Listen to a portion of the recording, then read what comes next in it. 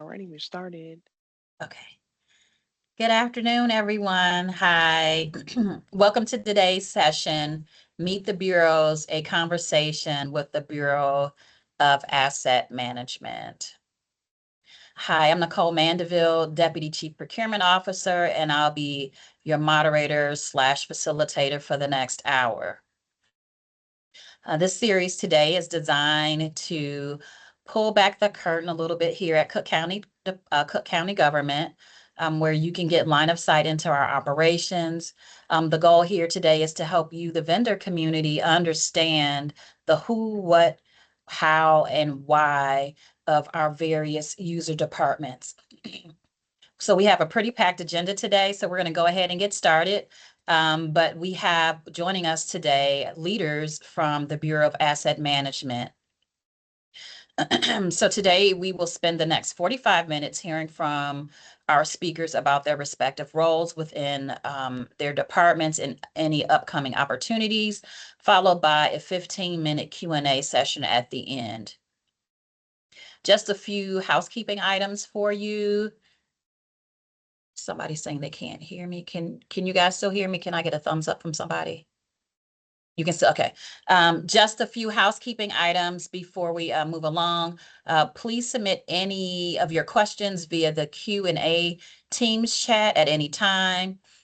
Just also so that you'll know the presentation slides that we are showing today will be sent along with the recording and will be available within a week after today's session, and that all your microphones will be muted during the session today. So to kick us off today, I would like to introduce the Interim Bureau Chief of Cook County Government's Bureau of Asset Management, Bureau Chief Jamie Myers. Thank you, Nicole. And the next slide, please. Good afternoon, everybody. My name is Jamie Myers, and I'm Interim Bureau Chief for the Bureau of Asset Management. And the Bureau of Asset Management consists of 3 departments plus supporting groups. There is the Department of Real Estate Management, Facilities Management. The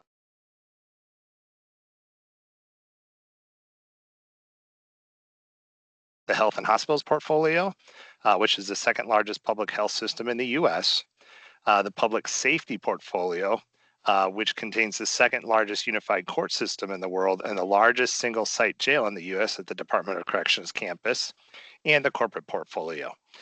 This is where we have all the other buildings that don't fit into the other 2 is kind of the best way to describe it. That includes our downtown campus, our warehouses, and other ancillary facilities.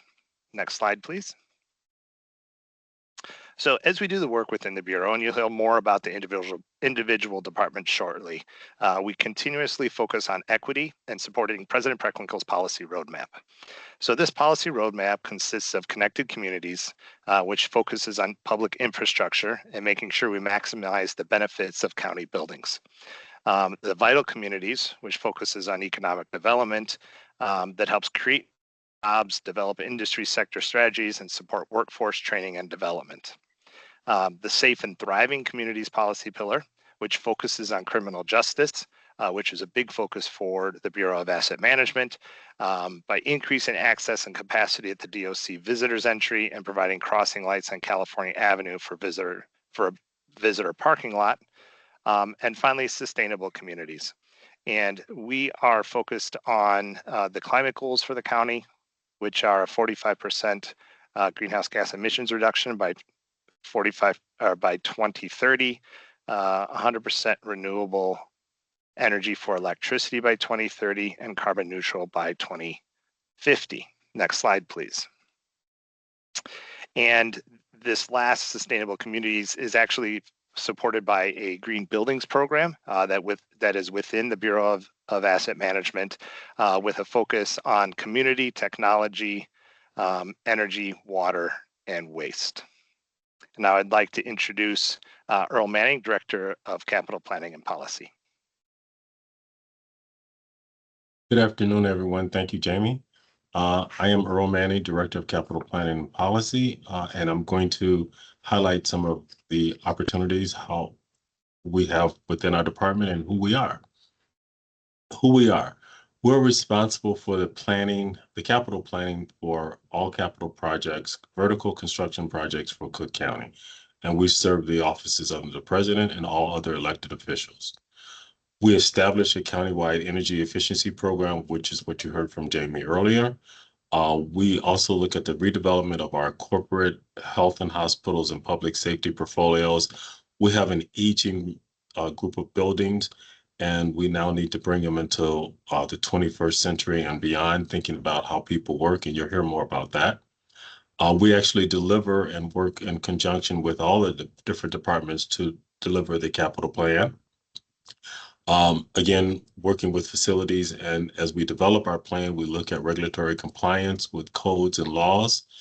And we are very happy that we now have an individual on staff that helps us with our countywide American Disability program with American with Disabilities, with our overall goal to have a universal design in anything that we do and to try to go beyond the minimum for compliance so that we can provide access to our facilities for all the residents and visitors that are within Cook County. And again, because we have aging facilities, we look at our systems and upgrades and how we can achieve the energy efficiency with our upgrades that we are planning. And we modernizing our buildings with the life safety and emergency systems countywide. These are public facilities, and so we want to make sure we're addressing those. Earlier, you heard Jamie talk about the policy roadmap, which has been the foundation for our 26 capital budget, 26 27.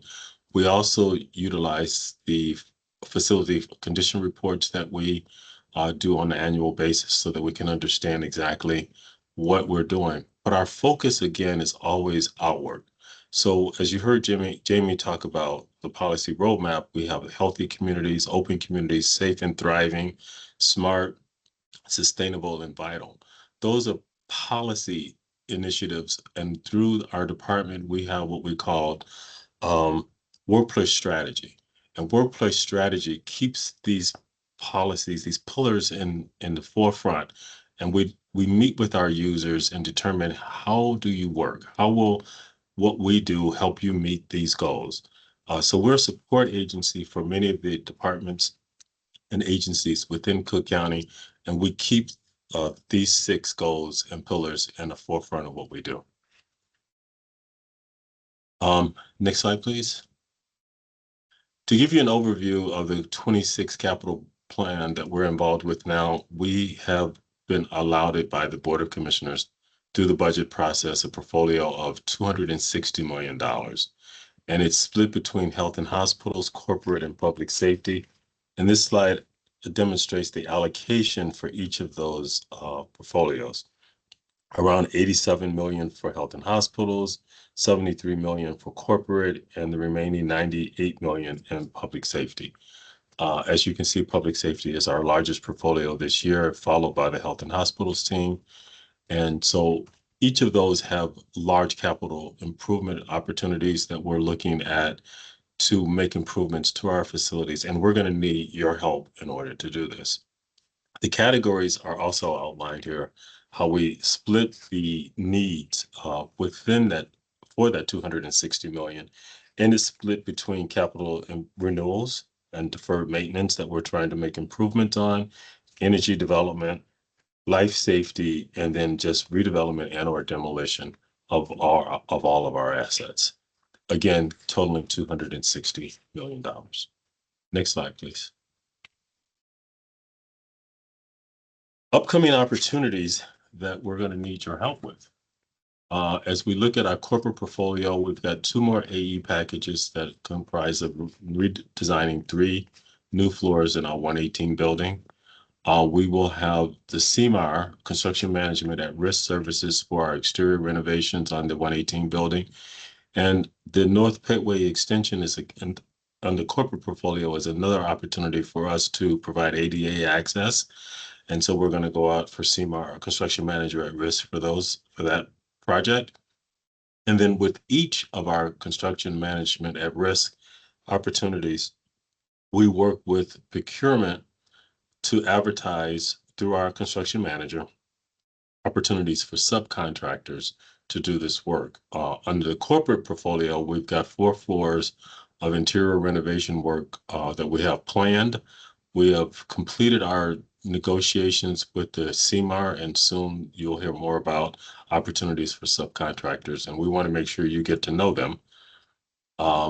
Then if I look at the health and hospital portfolio, we've out again with CMARS, construction manager at risk.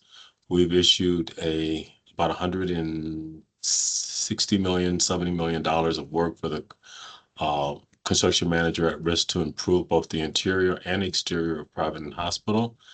We're also looking at the Stroger Hospital, where we're going to about a $300 million plus. I think it's $380 million between the architect and the CMAR for the demolition of Polk, Duran, and Hegtone, and interior improvements to Stroger hospitals, the MEP systems, the roofs, and just to make sure that we can extend the useful life of that facility.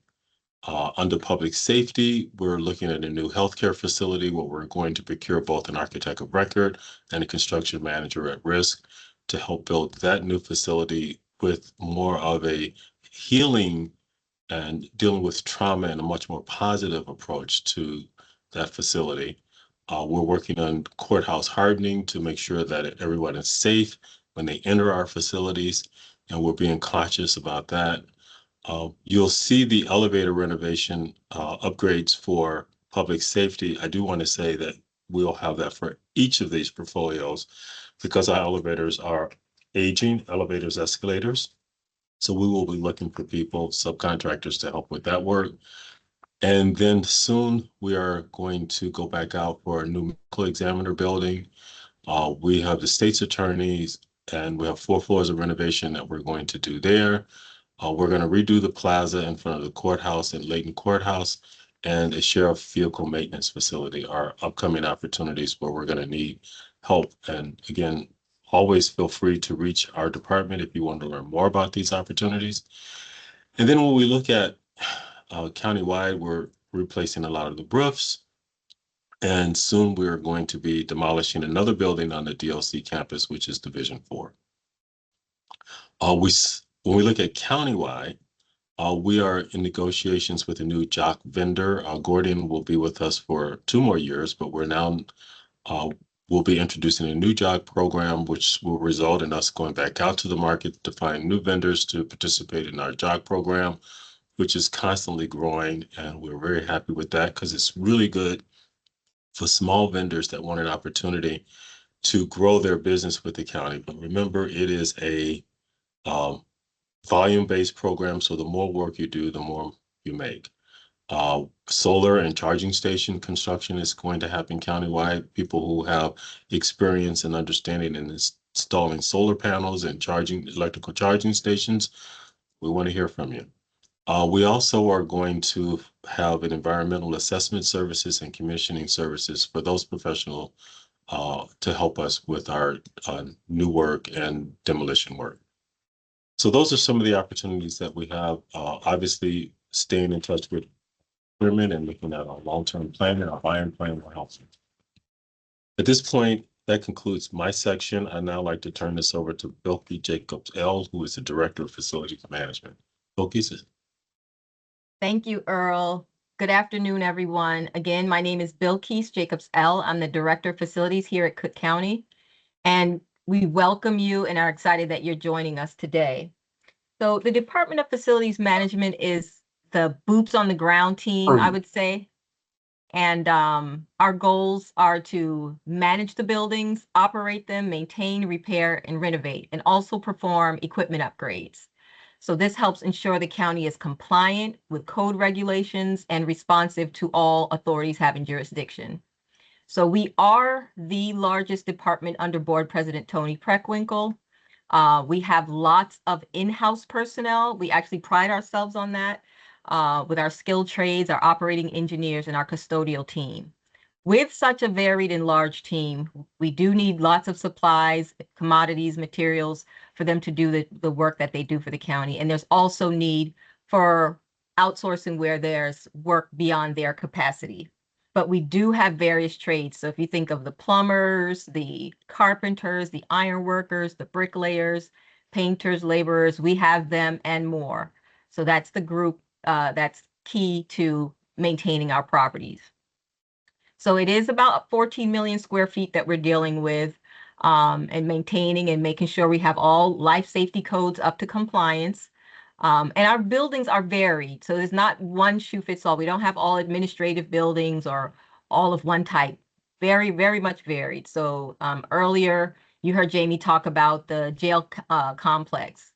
A detainment facility. So yes, it is one of it is the largest single site of its kind in the nation. And then we also have another detainment facility, which is the Juvenile Center, also the largest single site of its kind in the nation. And then we have the medical examiner's office, and we have courthouses and warehouses, and then also administrative buildings. So the types of buildings that we manage are quite varied. It's not a template or one shoe fits all. So any of our business partners that come in to perform services with us, you know, they see that dynamic, that it's very different each facility. The last piece of this, the building operations with energy efficiency, electrical, and HVAC. This is one of the biggest parts because folks always want to be comfortable in our buildings. And our key is to provide reliable buildings. So when the public or the employees come into the buildings, the expectation is that when you press a button, the elevators, you know, take you to where you're supposed to go. The lights are lighting, so to speak. So that's considered a reliable building when everything works the way it's supposed to work. So the people doing business in the buildings can get things done and interact with the public the way they need to. All right, next slide, or let's see. Okay, perfect. So this next slide is to just be clear that the buildings we are talking about or the properties we're talking about do not include the Cook County Health buildings. So under facilities management, we do not manage the Cook County Health facilities nor the Forest Preserve. So it's everything outside of that. And so these are just give an example of some of the buildings. This may actually be just about all of them. Well, no, these are the key buildings. So as you look at them, you can see that some are within the Chicago city limits and some are not. So again, with our business partners, we always want to manage expectations that yes, if you get a contract or you're able to take advantage of our opportunities, the buildings may be some in the city and some outside the Chicago city limits. But one thing we do is we do try where it's possible.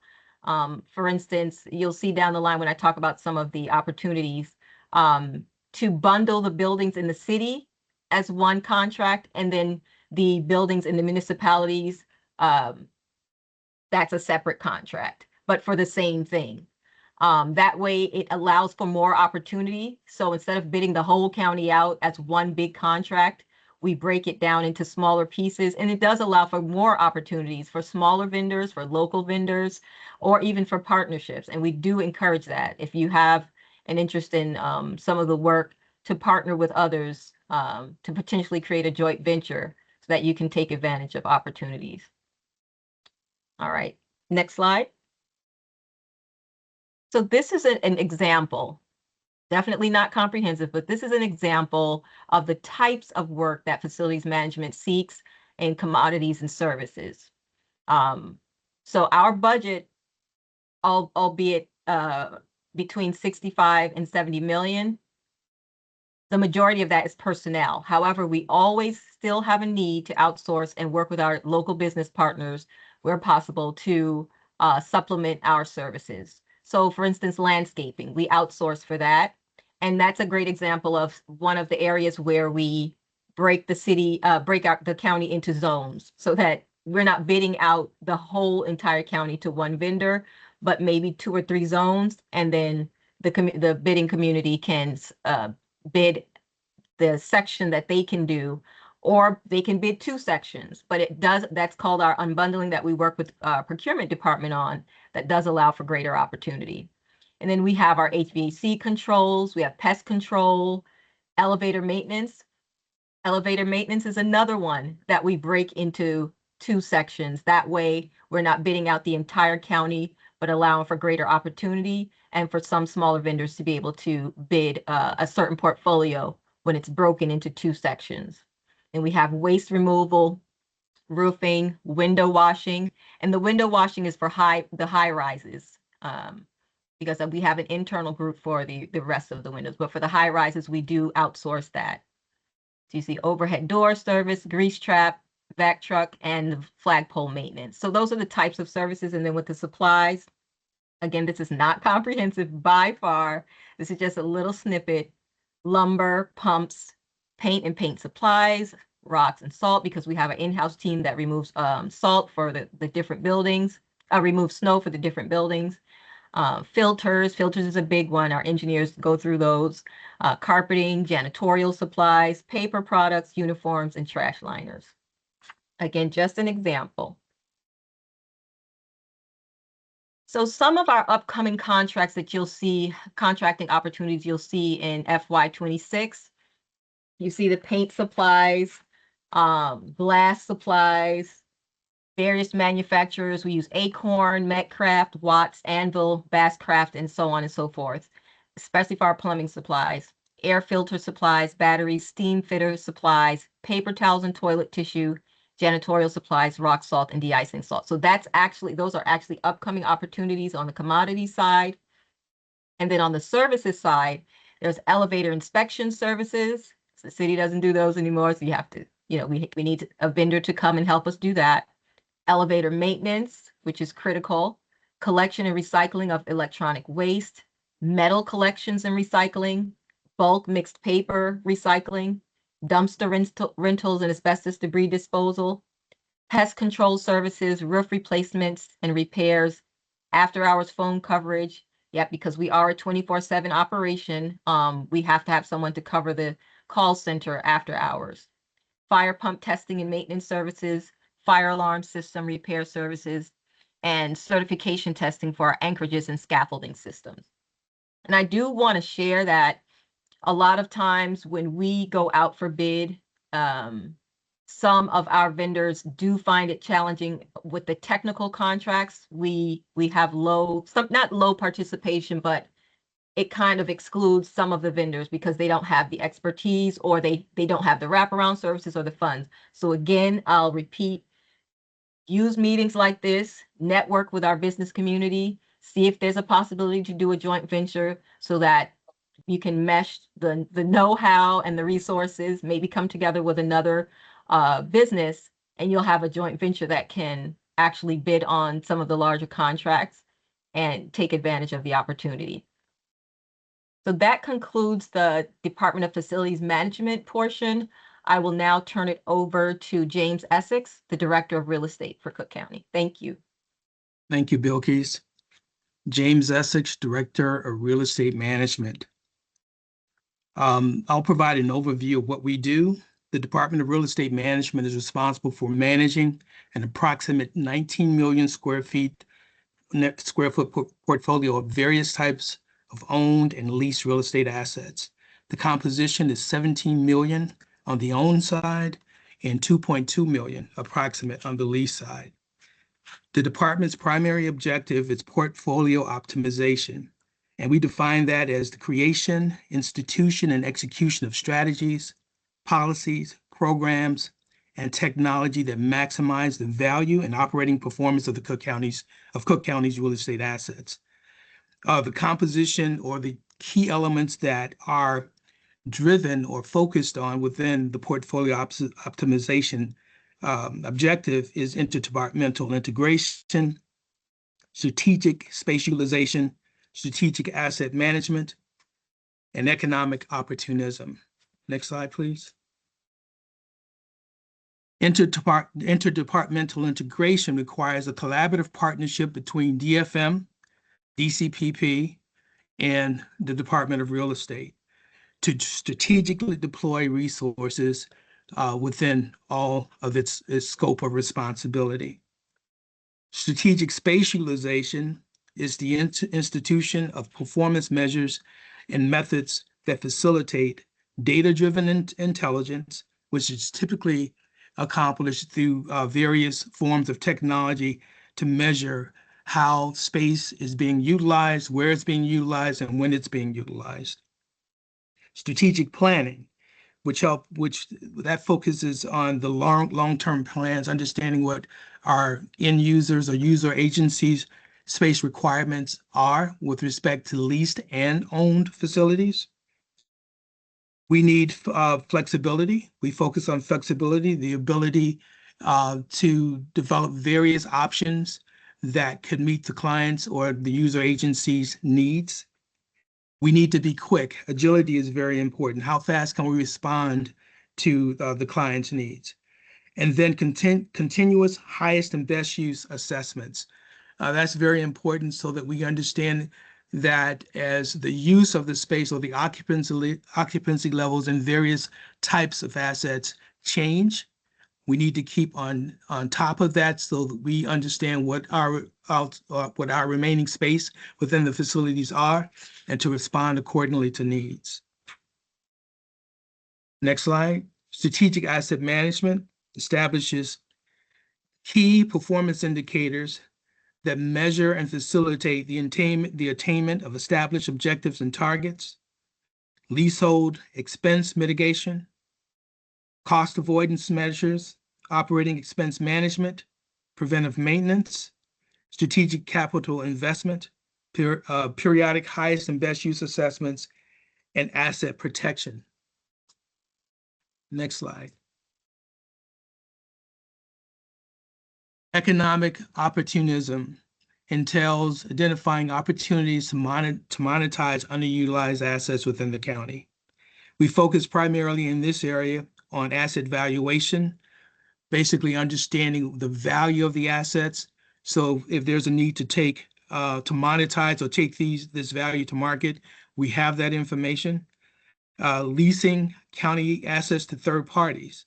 If we have vacant space that's being underutilized, we can invite or explore opportunities to have third parties lease and those assets from us, providing revenue opportunities for the county.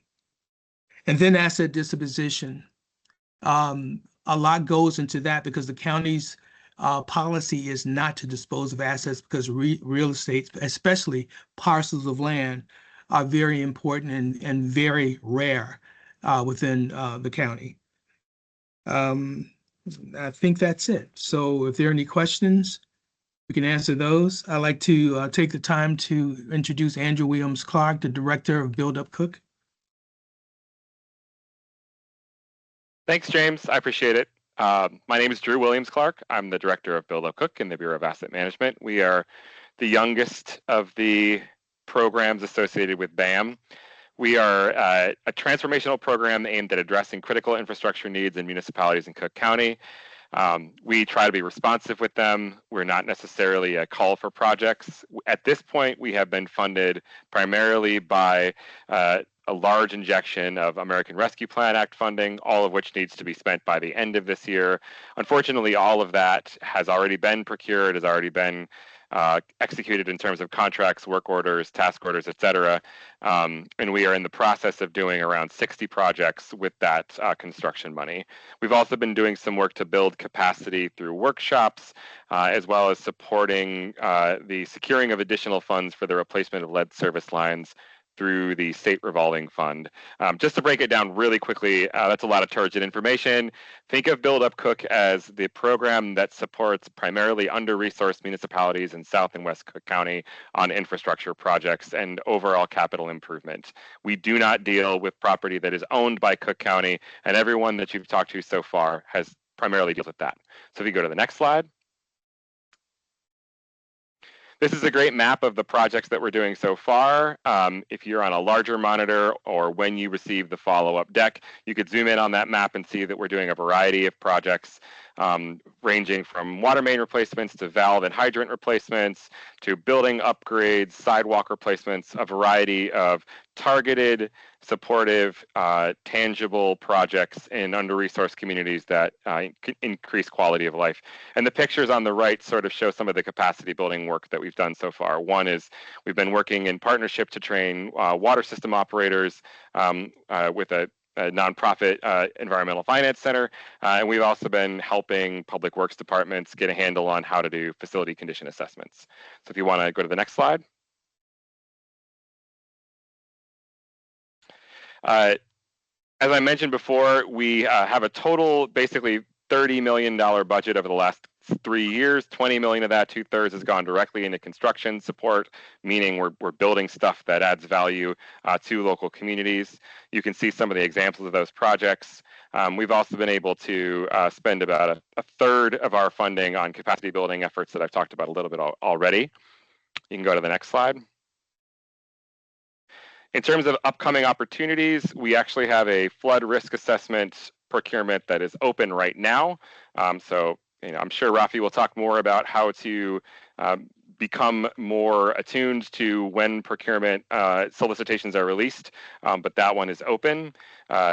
We hope to release relatively soon procurement for emergency water main and valve repair replacement work, which will respond to some of the issues that you've read about in the newspapers, where communities have trouble maintaining their potable water systems under adverse weather conditions. We want to be able to limit the amount of exposure that residents across Cook County have to boil odors and loss of pressure, regardless of their zip code.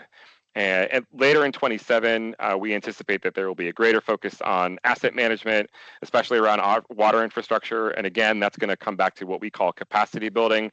So we're going to be working on how we can build up some of our communities' infrastructure, lowercase I, protocols, processes, staffing, tools around asset inventorying, mapping, assessment and valuation of those assets, and then planning and prioritization for maintenance and replacement, capital planning. In 27 or 28, we imagine that we will eventually scale into a higher volume of construction work in collaboration with municipal partners. And the most likely things that will come out of that are volume projects to make it easier and faster to replace hydrants, valves, water mains, maybe line those, and potentially sidewalk construction because there's a huge need there. I will ask to advance to the next slide, although I think what I'm doing right now, absolutely I am, is introducing the illustrious Rafi Sarafian, our humble and wise Chief Procurement Officer at Cook County.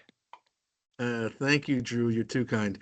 As Drew said, my name is Rafi Sarafian. I'm the Chief Procurement Officer of Cook County. Very quickly, what we do is the Office of the Chief Procurement Officer, the OCPO, we're responsible for procuring the construction, goods, IT, professional services, and work services that are necessary for the daily operation of the county. Just as important, we monitor and track minority and women-owned business enterprise utilization on our contracts. And the third thing, equally important, is that we certify firms as a minority or women-owned business enterprise. Who do we procure for?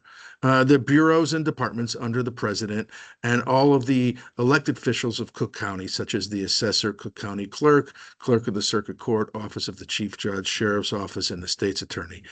That's something to add here that's not on the slide. Just as important is who we don't purchase for. We do not purchase for the city of Chicago, the state of Illinois, and the sister agencies, whether they're county sister agencies like the county Cook County Health and Hospital System or the Forest Preserve, the Land Bank Authority, and we also don't purchase for city sister agencies like the Park District, CHA, CPS, etc.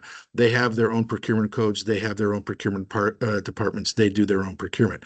But we don't, and we also don't purchase for the state. Now, that said, from time to time, we might work together on doing a joint procurement, but generally speaking, we don't purchase for them. And most importantly, how can you find us and learn about procurement at the county?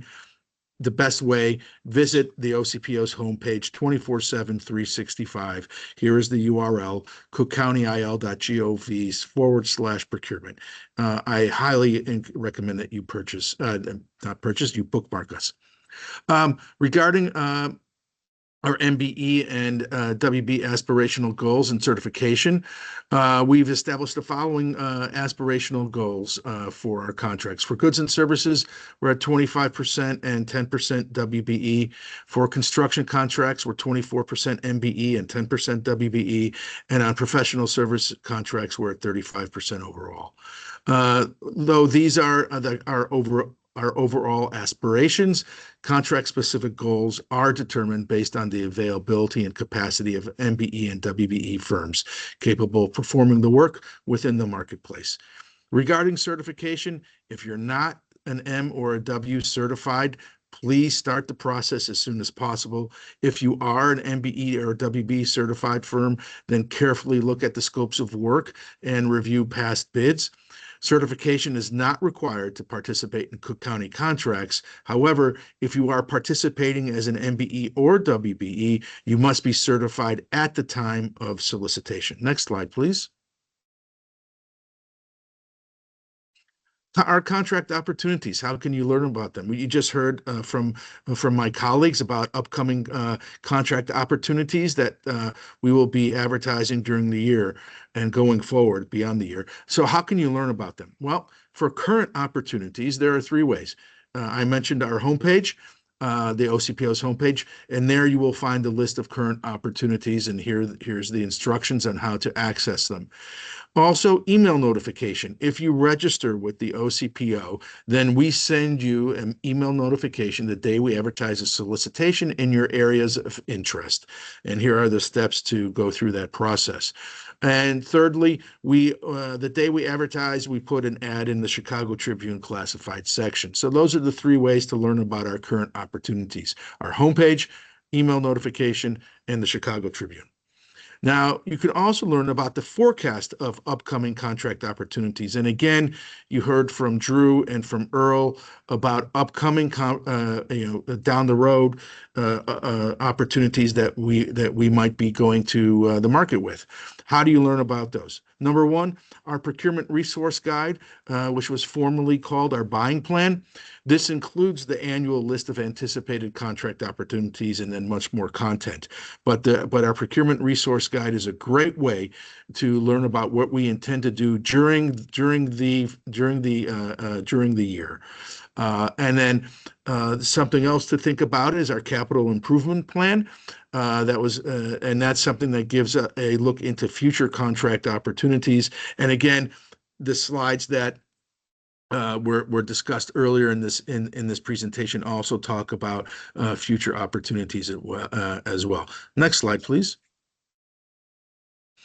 And if you go to our homepage, the OCPO homepage, we do offer a lot of content. And so besides offering the current contract opportunities, here's some of the highlights of some of the other content we have available at our homepage. Active contracts. We make available at our homepage all of our active contracts and any corresponding amendment 24/7, 365. The database is searchable by keyword, vendor name, and contract number. This is a very important database. Why? Because if you don't have to wait for us to advertise an RFP, an RFQ, or a bid to get an idea of what our requirements are, how much we're paying, and also to see what our boilerplate is like, the legal requirements that you would have to agree to. You can do all that. You can learn all this information in advance or before us actually advertising a solicitation. So one thing I always say, everything we do in procurement is connected. And one of those examples is I just spoke about our procurement resource guide, which includes the list of the anticipated contract opportunities we're going to be advertising this year. If you go through that list in the resource guide and see some contract opportunities that interest you, I would then highly recommend that you go to our contract library and look for the current contract. Again, you can search by keyword, you could search by department name, you could search by vendor name. Pull up the contract, see what the requirements are, see what we're paying, etc. That's critical. Everything is connected.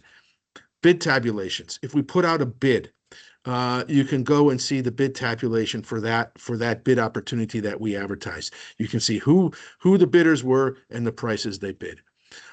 Key here, next thing is registering with the OCPO. Look to the prior slide, and I gave the details, the steps, and how to register with us. But the benefits to registering with the OCPO are a few. One is that email notification I mentioned, the day we advertise a solicitation in your areas of interest. Two, you can read the solicitations that we currently advertised. I mentioned in a slide or two before about how we make available our current contract opportunities, and you can see that in real time. However, if you're not registered with us, all you can see is the list. If there is a contract opportunity that interests you and you want to see it, you want to read it, you have to be registered with the OCPO to do that. Also, if you see in that contract opportunity list a bid or an RFP or RFQ that you would be interested in responding to submit your bid, to submit your proposal, to submit your qualification package, you have to be registered with us as well. And then the other thing you can do, again, if you're registered with us, again, if you see a bid or an RFP that interests you, if you're registered with us, you can see in real time the list of all the firms that have responded to that solicitation you're interested in.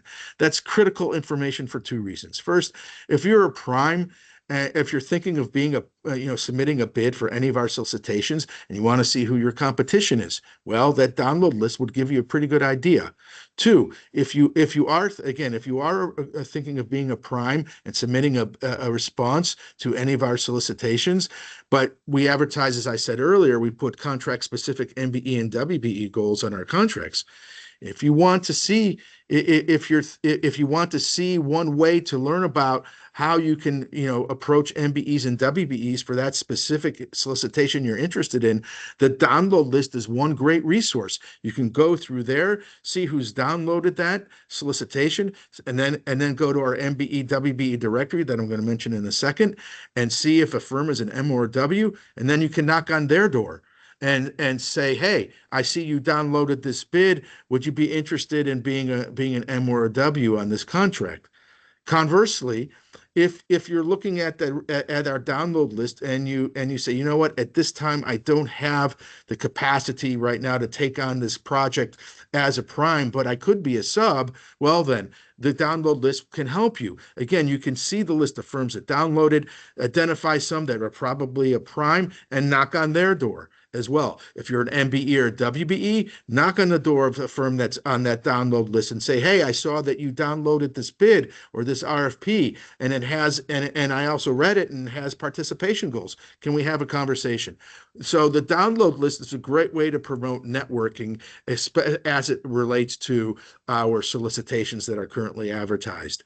I spoke about our MBE WBE directory, and I began with one of the things we do in the OCPO is that we certify firms as MBEs and WBEs. And if you want to see our directory, you can see it. You get real-time access to it at our homepage. It's searchable by keyword, it's searchable by vendor name, etc. It's very easy to use. And similar to that, if you're not certified as an MBE or WB and you want to be certified with us at the county, you can also go through that application process with us online through Procurement's homepage. Next slide, please.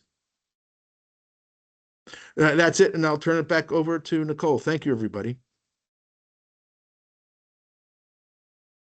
Thank you, Rafi. Thanks to all of you for your insights that you've provided so far. And so with the remaining time, what we would like to do is field questions that we've received in advance of today's session and any questions that are in the chat.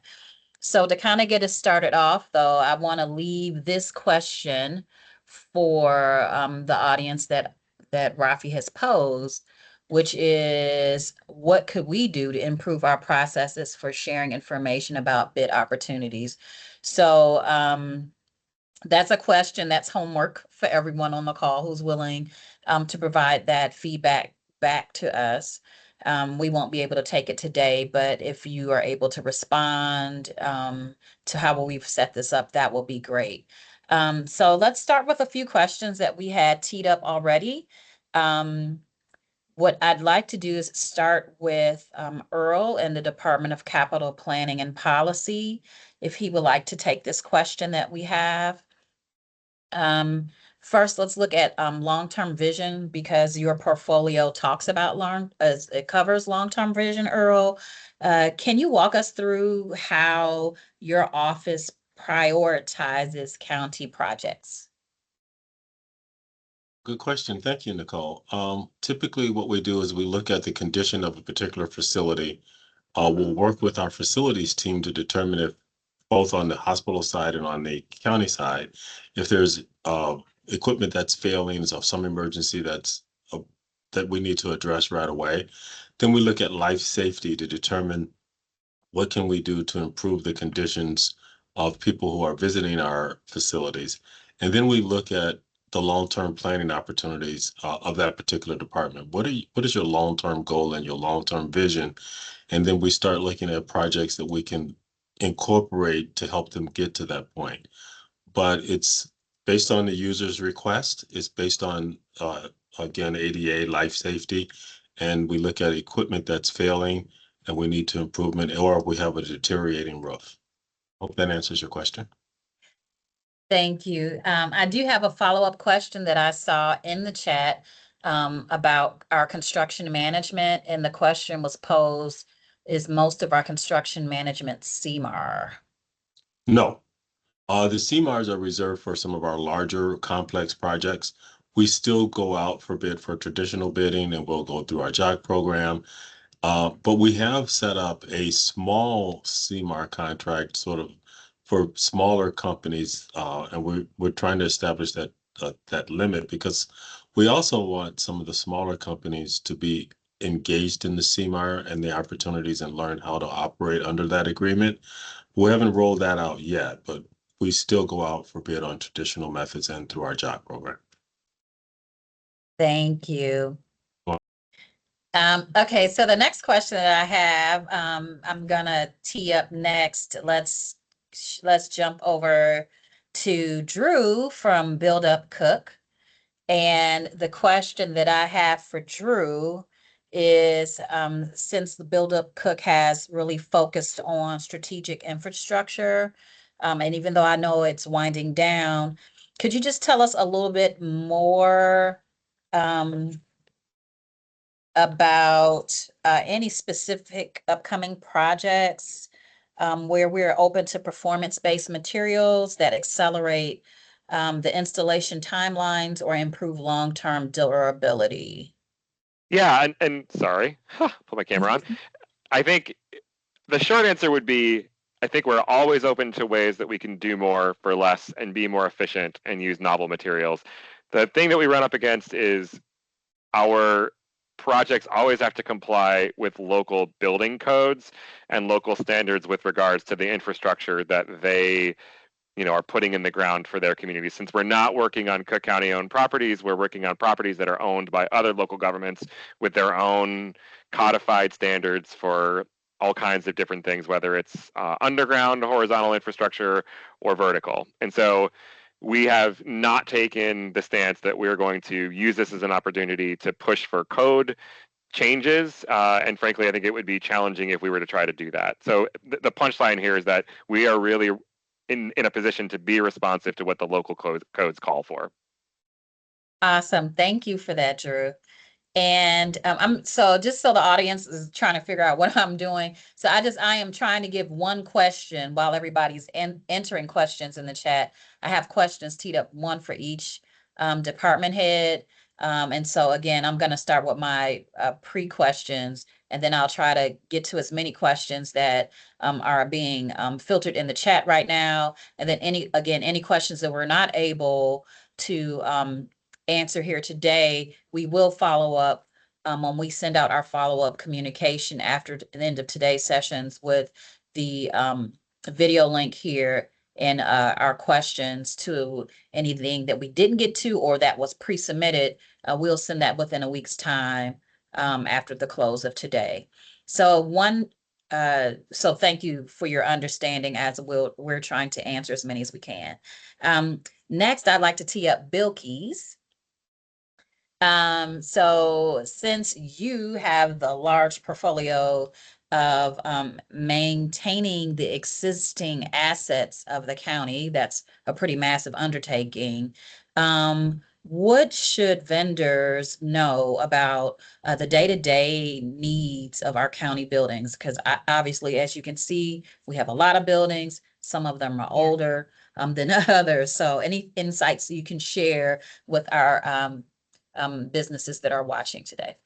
Sure, thank you. So similar to what I was talking about earlier, it's just literally the day-to-day operations. And as you can see, if you think about a building from the roof down to pest control or something smaller like icing for snow and whatnot.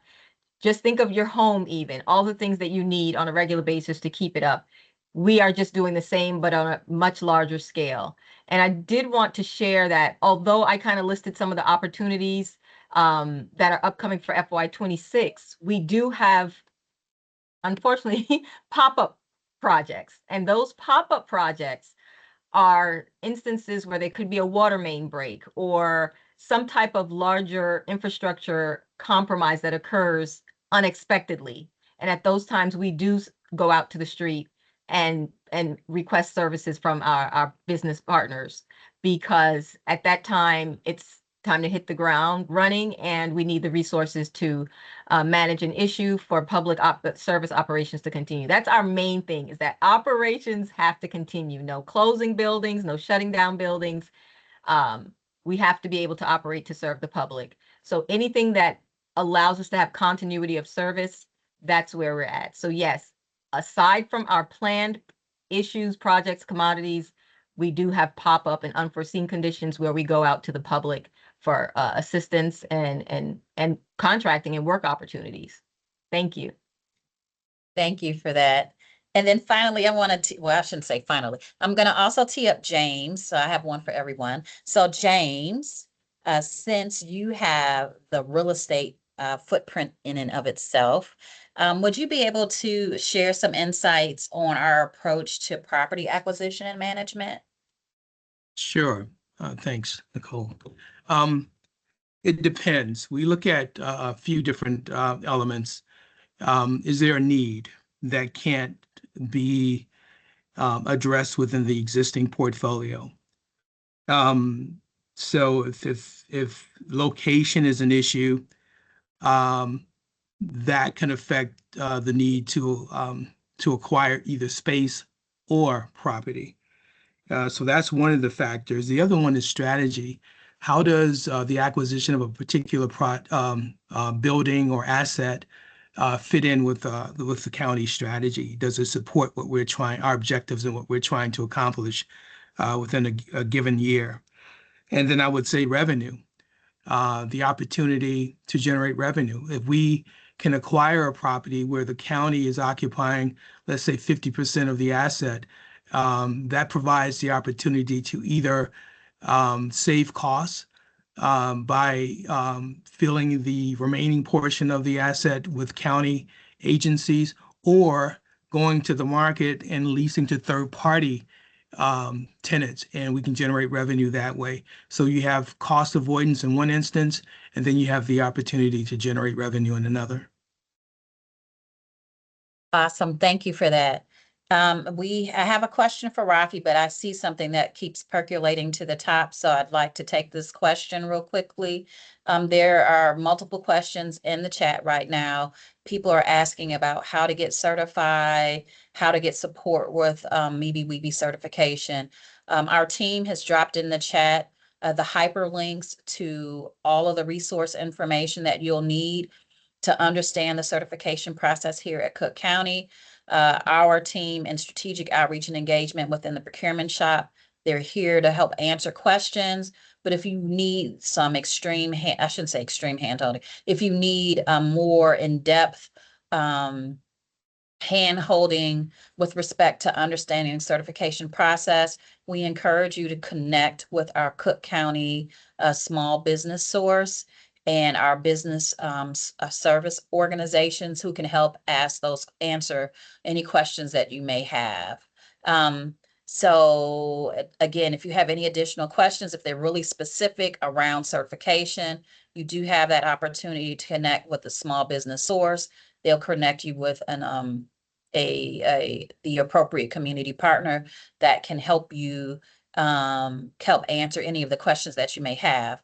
The last question I am saving for the CPO, Rafi, and since the goal today really was about giving you line of sight on the call into potential opportunities here at Cook County, the question for Rafi really is around our bid opportunity list and our bid opportunity page. So when you look at reviewing the buying plan, whether it's the upcoming quarter or not, could you really explain, or could you explain for the audience what's the difference between the two? Thank you for the question, Nicole. So the buying plan, which is in our procurement resource guide, is a forecast. It shows what we expect or anticipate advertising during the upcoming year. And so when you go through it, typically you'll see for a contract opportunity in our procurement resource guide, you'll see a field that's, you know, anticipated advertisement, and we'll show like a quarter, Q1, Q2, or we might show a range, Q2 to Q3. This is the forecast. So again, it's what we expect we're going to do during the upcoming year. The current contract opportunity page, that's what we are advertising in real time at the actual moment there you're looking at the list.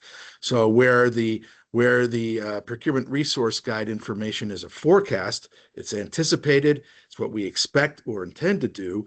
The contract opportunity page, that's what we're doing actually at the moment you're looking at it. So that's how the two documents are connected. Thank you for that, Rafi. Thank you so much, everyone, for the questions and being generous in sharing pearls of wisdom with the small business community. We want to be respectful of everyone's time, and so we only have 3 minutes left. So any question, again, that we didn't get to today, we will respond and submit a response via communication, our follow-up communication when this is over. But again, thank you for the time that you provide us today. We want to give a special thank you to our CPO, Rafi Sarafian, to our interim bureau chief, Jamie Meyer, for the Bureau of Asset Management, and our respective directors of and Drew of Build Up Cook, Bill Keys of the Department of Facilities Management, James of the Department of Real Estate, and Earl Manning, the Department of Capital Planning and Policy. So again, with that, again, thank you everyone for attending today. And if you want to know how to connect with us, I think if we advance the slide, it will share contact information on how to connect with the directors that presented today. And then one last shout out before we sign off is if we advance the slide, we did want to share some upcoming events that we are either hosting ourselves directly, or you can meet us out and about on the road. So again, thanks everyone for joining us today. And we'll give you back 2 minutes, and have a great day. And before we go, Nicole, I just want to highlight, we threw a poll in the chat and Sure. people voted on enhanced pre-bid engagement as their answer to the question that we asked them, how can we improve the sharing information about the bid process? So. Awesome. Thank you for that. We will take that in advisement, and we will take all the nuggets that the folks dropped in the chat, and we'll go back and we'll chew on that a bit, and we'll work that into our upcoming processes and presentations in the future. And then I don't know, LaQuanda, can they advance the slide, just one slide, so the audience can see the upcoming events that we have? Am I able to do that? We have it on there, yeah. Okay, you do. Okay. So but we will share this out and share the links also. Awesome.